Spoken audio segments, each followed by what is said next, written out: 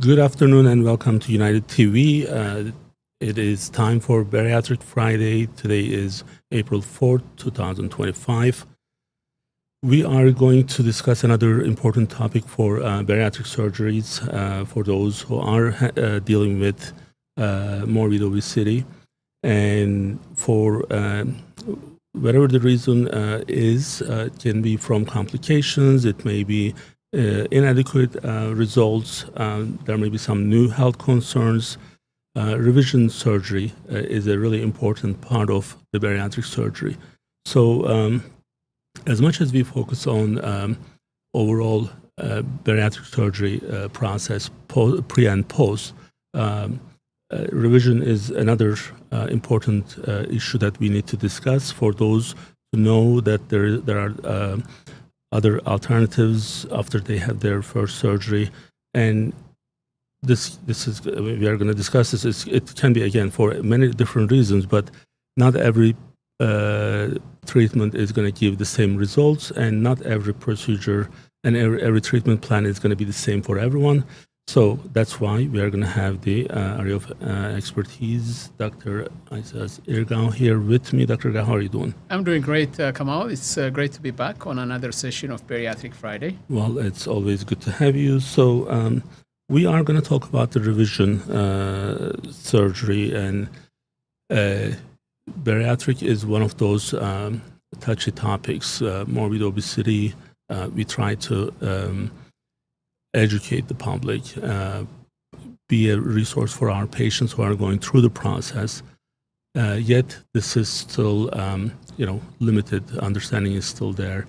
And revision surgery itself, when we say revision, it's almost like, I had these term issues from the early on when we had the gastric sleeve. I'm like, why are we calling this gastric sleeve? So this is, and I really thought that you were making like cutting the stomach, and then the extra pieces were being tied Wrapped and around then it, making the stomach smaller, but it wasn't that. It was actually really just cutting it. Yeah. So, and revision is like, we are not revising anything. We are actually doing another procedure. And then there are multiple options out there. But let's start with, why do we need a revision if bariatric surgery is the solution? I can see people thinking, hey, like I thought I was just going to be okay when I had the surgery. So if you can give us the background on the revisional surgery and why it's needed. Absolutely. So as you correctly say, revisional surgery is a process whereby we go back and either tweak the first surgery in somehow, or we actually change it to a completely new procedure, right? So it's an intervention essentially on a pre-existing surgical procedure. Revision surgery as a whole, actually, as a term, is actually very common in surgery. You can have a breast reconstruction surgery that requires revision, either because the outcome was not the way the patient expected, or because there were complications that needed to be fixed. Or if we do surgery, for instance, to remove a tumor from the intestine, and we have cut out a portion of the intestine, and we have reconnected it, we may go back and do something different because there was a complication or another intervention was needed. So repeat surgery, revision surgery, is actually not unusual in surgery. So when we talk about revision surgery, we're essentially saying we are going back and undertaking an additional procedure or changing the procedure altogether. But the question that you raised at the beginning, which is really very important, is why do we need revision surgery in bariatric surgery if bariatric surgery is the answer? Well, bariatric surgery is the answer. It's a treatment. It's a medically necessary treatment. And like all medical treatments, we don't always get 100% of the results that we expect.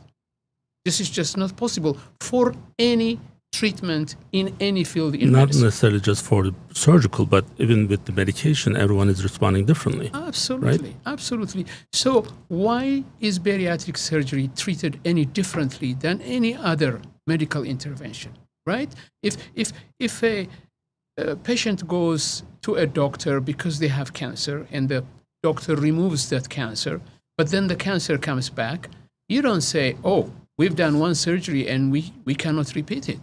Well, if the problem exists, if there are issues that need to be addressed, the doctor needs to address them appropriately. So to expect bariatric surgery to have this unattainable standard of 100% perfection is just another symptom of castigating bariatric surgery into a stigma right, from which it cannot get out. Right? That's what they're doing. And this is actually real, Kemal. There are insurance companies, health insurances, that say, for instance, you're allowed to have only one bariatric procedure per life. Where is that coming from? Why are they saying that you can have only one shot at a treatment of this complex disease? Right? It makes no sense. It just, they're doing it because they can, because there is such stigma against obesity that no one is defending the treatment for obesity appropriately. So right? I don't want to take your attention to a different issue, but it's just like I couldn't help but just remember what happened yesterday. Because it all comes down to the understanding of the industry and in some cases people. So, you know, when we do bariatric surgeries in some cases where we may have the hiatal hernia. And for the relative value unit, the standard term, this procedure is 50% more complex than gastric sleeve. Yes. So when you open the patient, and in some cases we may know that they have hiatal hernia, but in some cases we don't know this until we open the patient.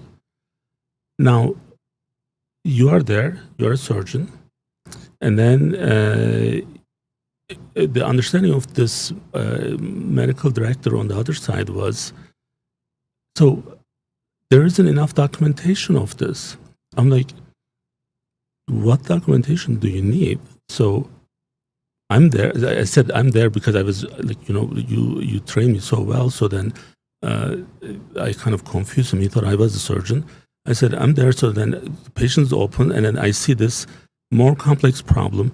Not only the problem needs to be taken care of, but if I don't, it's going to impact the outcome of the main procedure. Yes. And I put all the documentations out there. I put everything properly. And you tell me, your coder tells me.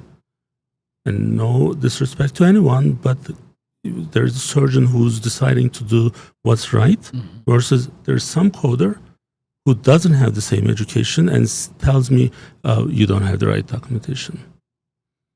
Then I said, so you want us to close the patient and they schedule them for 3 months, 4 months, and then taking care of the hiatal hernia at that time. That's a crime. Yeah. I said, that's a medical ethic issue where my surgeons won't be able to do that because it's not the right thing to do. So this is important because this is the, unfortunately, issues that we deal with. Yes.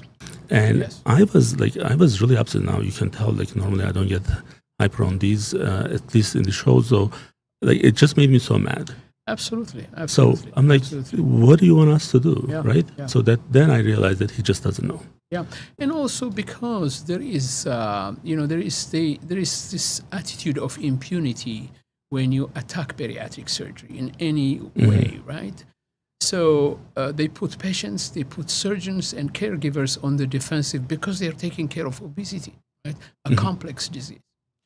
So going back essentially to what we were saying earlier on is that a number of patients may require what we call revisional surgery, additional surgery, or repeat surgery, either because there have been some complications, right, some symptoms that have derived from a particular procedure, or because the patients have not achieved the weight loss that we want them or resolution of comorbidities that we want them with a particular procedure.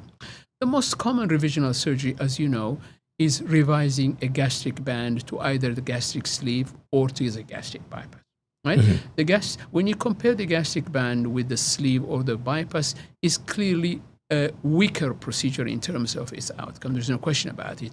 The appeal of the band was because it's a procedure that is perceived as being less invasive than the other procedures. So there was a time in which patients really had a lot of gastric band procedures undertaken.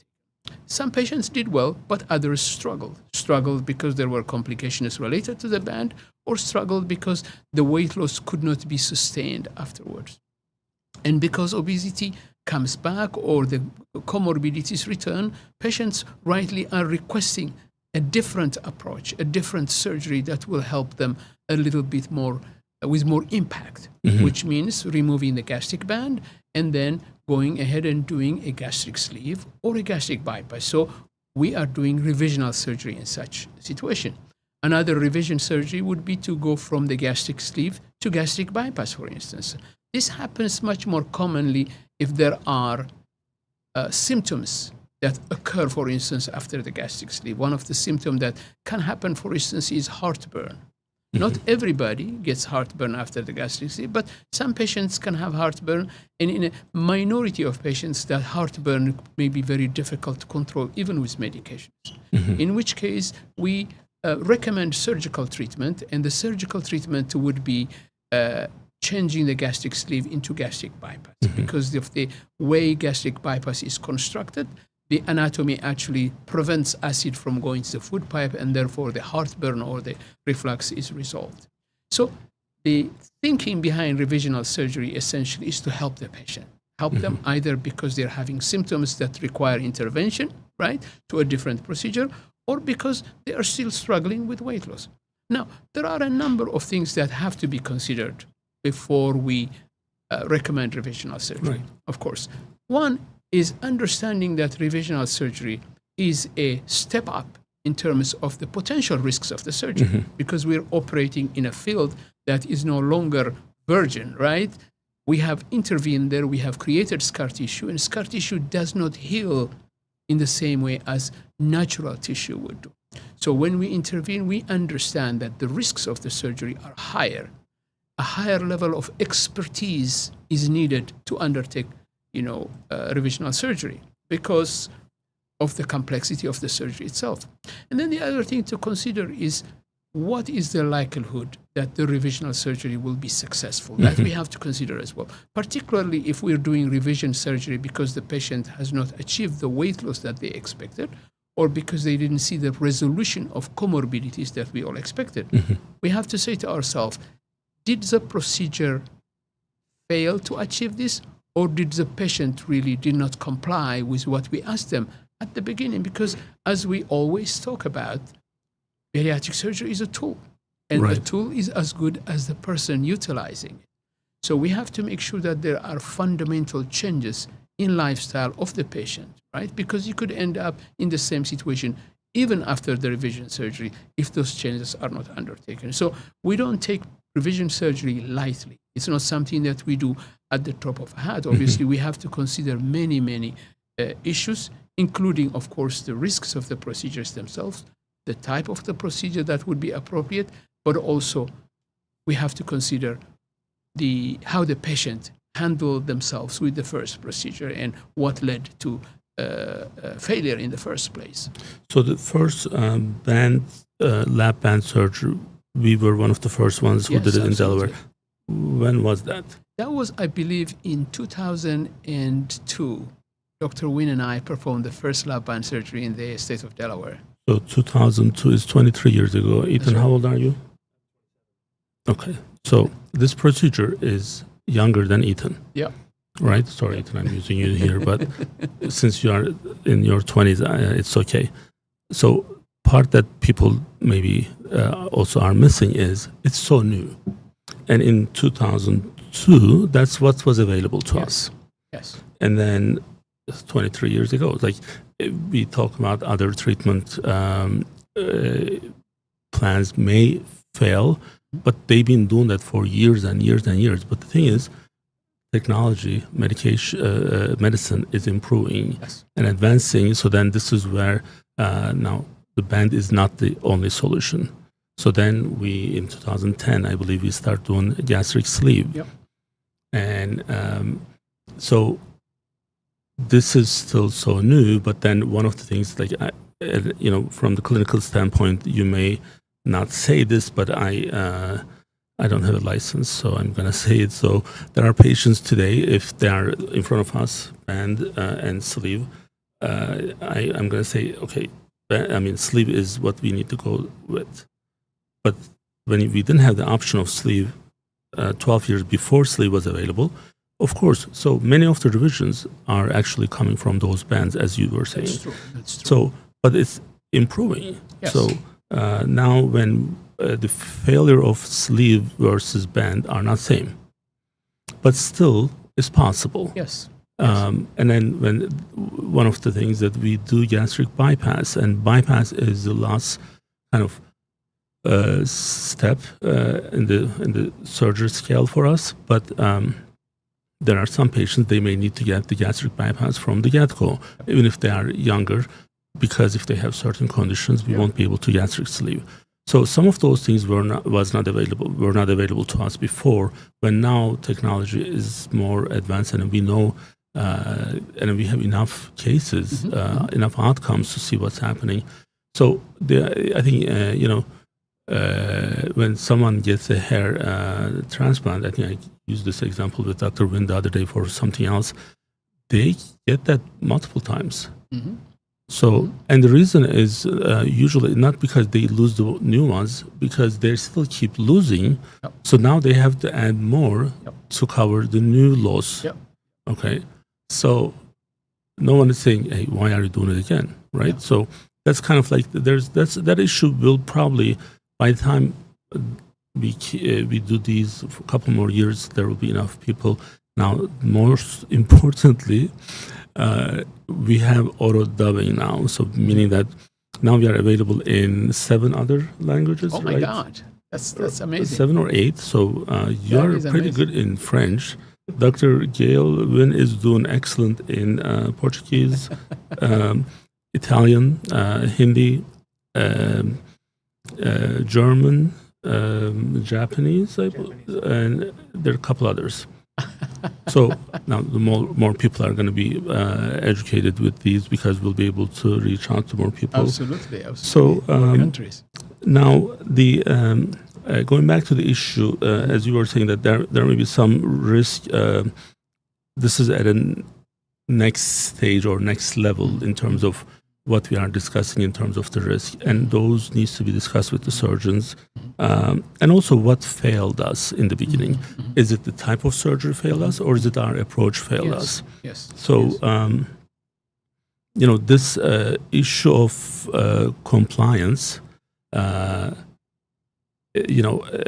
because we do this every week, my mind works a little bit differently anymore. So everything that I do throughout the day, I try to see if there are any examples that may be relevant for what we are discussing. So last week, you remember my QuickBase database that I use for the weight, like the diet journey? I thought it was only 2 months ago when I stopped using it. It was September when I stopped entering stuff. So I didn't think it was that long ago. But one of the things that I kept the same regime and same routine, so it was not anything different. But then I forgot how much, how quickly it's now, I'm not doing it anymore. So that means my compliance actually went down a little bit, because I know that I cheat a little bit more than I used to. You don't document, that's right. But then nothing is reminding me that. So this week I started again. Actually, it was last Thursday, I believe, I started entering. So the April entries are done. So, but then now I'm more careful, because I know that something is reminding me that. For October through December, 3 months, and then 3 months or 6 months, it was off the table. So I don't know how that happened. So this is how easy to kind of fall out of the wagon. So it's just so easy. So, and I don't need to be on that every day, just entering everything, but I still do, because it keeps track of everything that I do, and then it reminds me of what I need to do. So patient needs to realize what failed at the first time, and they need to be honest with themselves. If they're having difficulties, they can come to the show, and then I can talk to them about being honest, because it's important, right? So if you don't know where the problem is coming from, Yeah, no, that's true. how are we going to actually address the main issues? So now, in terms of improving quality of life with the revision surgeries, what do we expect after the revision surgery? Actually, that's important, particularly because it pertains so much to the most common revision we do, which is removing the gastric band and going to the different procedure like the sleeve or the bypass. One of the potential downsides of the gastric band is quality of life can be impacted, because depending on how tight the band is, patients can find themselves really not knowing when the food will actually go down when they're eating or not. To the extent that very often they will be out eating with friends at a restaurant, then suddenly they have to go to the bathroom because they cannot keep the food down. So that back and forth between inability to tolerate, the food, or the band being loose so that they're not really losing the weight, gets into the quality of life a lot. So that is not seen so much. In fact, that is really rarely seen with the gastric sleeve or the gastric bypass. So there is really improvement in quality of life just from that perspective when we go from band to sleeve, and patients will tell you that. But then, of course, if the failure was also related to the fact that they have not been able to get rid of their diabetes, of their high blood pressure, or their sleep apnea, when we do a much more impactful procedure than the sleeve or the gastric bypass, there will be resolution of these problems, and that will have an impact in their quality of life as well. But another point that I would like to touch upon, Kemal, is this. We have to look at bariatric surgery very much in the same way we look at any other treatment in medicine. Right? So if a particular treatment was not successful for a particular individual, and that happens a lot, then we have to look for alternatives. Right? Patients should not lock themselves in isolation thinking, oh, this is not working because of me, because it takes them back to that stigmatization that they have suffered through because they have not been able to do it by themselves, right? We don't want them to think that way. If they are struggling, either because the weight is coming back or if they have not lost enough weight, they need to come back to us, to their home base, to their bariatric practice, for us to be able to look at things with them. Yes, of course, revision surgery should not be the first option, but revision surgery should not be taken off the table either as an option, right? We have to look at everything in its totality. So in fact, the first thing I will do when patients come back and tell me, hey, I'm struggling with weight regain despite my band being tight, I look at the situation and I try to understand what it is that they're eating. Is the band maybe too tight and forcing them to eat softer foods that may have too much calories, right? And not controlling their hunger well. Maybe releasing the band a little bit will help that situation. Do we need to do an X-ray to see whether there is malposition of the band after so many years that needs to be addressed?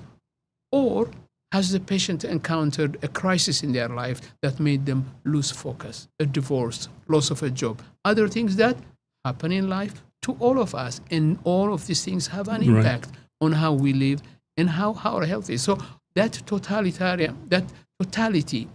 of the approach is important. That's why we send them to nutrition. That's why we do blood work. That's why we do imaging first to try to address where the problem is. And then we present them with different options. And the options are from the less invasive options to the more invasive options without taking anything off the table, off the options, right? Because we want to make sure we help our patients. Ultimately, they have nowhere to go but to their bariatric practice for us to be able to help them. And in this, it is important that, first of all, patients understand that it's not necessarily just their fault that things are not working out, right? And that they need our support. And also we have to convince society as a whole also that bariatric surgery should not be treated any differently than any other treatment when it comes to repeating the surgery or addressing the issues with different interventions if the first intervention did not give the outcomes we expected. Well, it's not magic, it's a tool. Yes. And that's what we have to remember. Yeah. So I think the issue of like someone seeing the results from the first surgery, things don't happen. You mentioned something about like the weight regain or not losing enough weight, but there are also patients in this who did lose enough weight, but then there's a condition called reflux, and in those cases we may need to do another surgery. This is not just revision surgery; is not just for the weight regain or not losing enough weight, but also taking care of other issues that maybe patient may be dealing with. So again, the worst thing that they can do is do nothing. Absolutely.